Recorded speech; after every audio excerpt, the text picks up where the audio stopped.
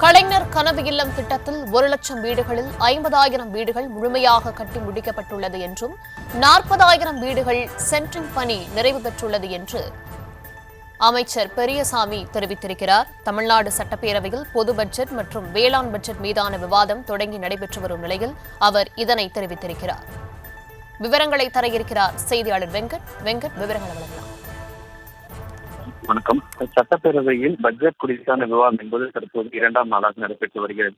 இந்த பட்ஜெட் கூட்டத்தொடர் விவாதத்தின் போது கலைஞர் கனவு இல்லம் திட்டத்தின் 1,00,000 வீடுகளில் 50,000 வீடுகள் முழுமையாக கட்டி முடிக்கப்பட்டிருக்கிறது எனவும் அதில் 40,000 வீடுகள் சென்ட்ரிங் பணிகள் நிறைவு பெற்றுள்ளது என அமைச்சர் பெரியசாமி தெரிவித்திருக்கிறார். குறிப்பாக மே 31ஆம் தேதிக்குள் 1,00,000 வீடுகள் கட்டி முடிக்கப்படும் என தெரிவிக்கப்பட்டிருக்கிறார்.